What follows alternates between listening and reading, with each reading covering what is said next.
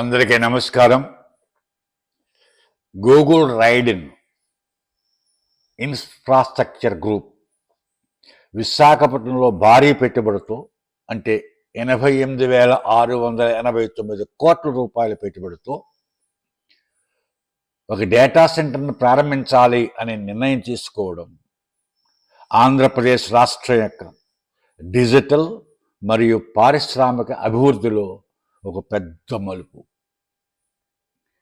ఇది సాధారణ data centre కాదు.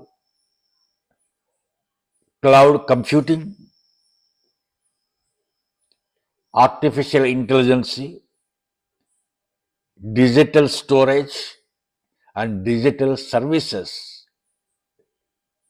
బలమైన మౌలిక వేదిక ఇది.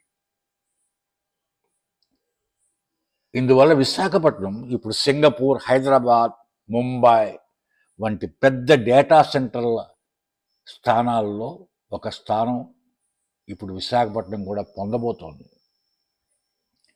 ఇది భారతదేశ తూర్పు తీరానికి డిజిటల్ మార్గాన్ని కల్పిస్తుంది. రాష్ట్రంలో వేల కోట్ల పెట్టుబడులు వస్తాయి. రాష్ట్రానికి విదేశీ పెట్టుబడులు, ఎఫ్డిఐ, ప్రపంచ కంపెనీలు ఆంధ్రప్రదేశ్పై నమ్మకం పెంచుకుంటాయి. నిర్మాణం, విద్యుత్, రవాణా, రియల్ ఎస్టేట్, టెలికాం వంటి అనుబంధ రంగాలు లాభపడతాయి. ఇంజనీర్స్, టెక్నీషియన్స్, ఐటీ నిపుణులు వంటి అధిక నైపుణ్యత కలిగిన ఉద్యోగాలు పెరుగుతాయి. భద్రత, నిర్వహణ, రవాణా, సేవా రంగాల్లో అనేక పరోక్ష ఉద్యోగాలు కూడా పెరుగుతాయి. స్థానిక కళాశాలల్లో డిజిటల్ నైపుణ్య శిక్షణా కేంద్రాలు పెరుగుతాయి. రాష్ట్రం యొక్క ఇంటర్నెట్ పునాది బలపడుతుంది. అంటే వేగవంతమైన ఇంటర్నెట్ సేవలు కల్పించబడతాయి. ఎక్కువ విశ్వసనీయతతో కల్పించబడతాయి. విశాఖపట్నం దక్షిణ మరియు తూర్పు భారతదేశానికి డేటా మార్గ కేంద్రంగా మారబోతుంది. అలాగే స్టార్టప్ అత్యల్ప ఖర్చుతో క్లౌడ్ సేవలు స్థానికంగా అందుబాటులో రావడం వలన స్టార్టప్లు తక్కువ వ్యయంతో వేగంగా అభివృద్ధి చెందుతాయి. విశ్వవిద్యాలయాలు artificial intelligence, data analytics, cyber security వంటి విభాగాలలో పరిశోధనలో భాగస్వామ్యం పొందవచ్చు. డిజిటల్ ఆంధ్రప్రదేశ్ లక్ష్యానికి ఇది సహకారం అందిస్తుంది అనడంలో ఎటువంటి సందేహం లేదు. పర్యావరణ దృష్ట్యా గూగుల్ రైడిన్ సంస్థ ఒక లక్ష్యం పెట్టుకుంది. డేటా సెంటర్లు సౌర, వాయు, విద్యుత్ వంటి పునరుత్పత్తి శక్తులపైనే ఆధారపడి పనిచేస్తాయి అని చెప్తున్నారు.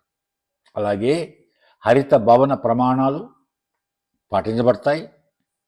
గూగుల్ యొక్క కార్బన్ ఫ్రీ లక్ష్యంకు అనుగుణంగా ప్రమాణాలు ఉంటాయి అని చెప్తున్నారు. విశాఖపట్నంకు గ్లోబల్గా గుర్తింపు వస్తుంది. ఇప్పుడు ప్రపంచ టెక్నాలజీ మ్యాప్లో విశాఖపట్నం కూడా ఒక స్థానం పొందుతుంది. హైదరాబాద్, బెంగళూరు లాంటి ఆంధ్రప్రదేశ్ తీర ప్రాంతాలు పెట్టుబడిదారులను ఆకర్షిస్తాయి. హైదరాబాద్, బెంగళూరు దాటి ఆకర్షిస్తాయి. అధిక విద్యుత్, కొన్ని సవాళ్ళు కూడా ఉన్నాయి. ఈ డేటా సెంటర్లు ఏర్పాటు చేయడం వల్ల కొన్ని సవాళ్ళు ఉన్నాయి. ఏంటి? ఈ డేటా సెంటర్లు ఎక్కువ విద్యుత్ శక్తిని వాడతాయి. అలాగే వీటికి ఎక్కువ నీరు కావాలి, చల్లటి నీరు కావాలి అని చెప్పి ఎక్కువ విద్యుత్ శక్తిని వాడతాయి. ఎక్కువ నీటిని వాడతాయి, ఎక్కువ విద్యుత్ శక్తిని కూడా వాడతాయి. అలాగే వీటికి భూములు కావాలి. మరి తీర ప్రాంత భూముల్ని, వ్యవసాయ భూముల్ని వీటికి ఇస్తే పర్యావరణ సమతుల్యం దెబ్బతింటుందేమో అని ఒక సవాల్ ఉంది. అంచేత వీటి గురించి ప్రభుత్వం వారు ఆలోచించాలి. కఠినమైన పర్యావరణ నియమాలు పాటించాలి. నగరాల్లో అభివృద్ధి వేగంగా జరిగితే గ్రామాలు వెనకబడతాయేమో ఆలోచించాలి. అంటే సమతుల్యత పాటించాలి. గ్రామాల్లో బ్రాడ్బ్యాండ్ ప్రాజెక్టు మీద ఎక్కువ నిధులు ఖర్చు చేయాలి గ్రామాలని అభివృద్ధిపరచడానికి. సెంట్రల్ భారీ స్థాయిలో వ్యక్తిగత డేటా నిల్వ ఉంటుంది కాబట్టి ప్రజల సమాచార రక్షణ కోసం కఠినమైన డిజిటల్ సైబర్ చట్టాలని రచించాలి. ఉద్యోగాల కల్పన, డేటా సెంటర్లు అధికంగా ఆటోమేటెడ్ మీద నడుస్తాయి జనరల్గా. అంచేత ఎక్కువ ఉద్యోగాలు ఉంటాయి అన్నదాన్ని నమ్మలేము.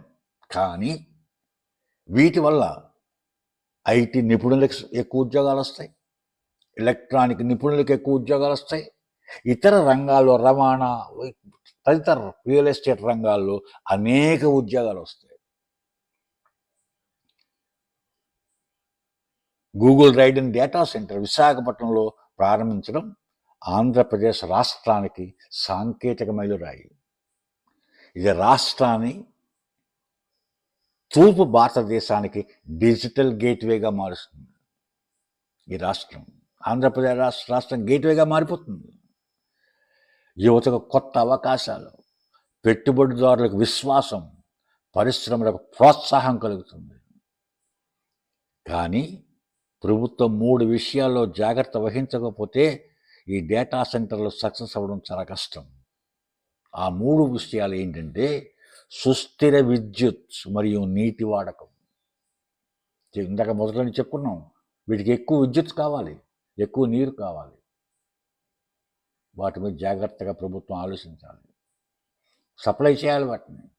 అలాగే గ్రామీణ నగర డిజిటల్ సమతుల్యత. గ్రామాలు అనుకోకూడదు, గ్రామస్తులు అరే పట్టణాలు డెవలప్ అవుతున్నాయి మనకేం లేదు అనుకోకూడదు. అంటే ఆ సమతుల్యత పాటించాలి. అలాగే కఠినమైన సైబర్ భద్రతా నియమాలు నుంచి ప్రవేశి మన సమాచారం అంతా అక్కడ ఉంటుంది, అది జాగ్రత్తగా ఉంచాలి.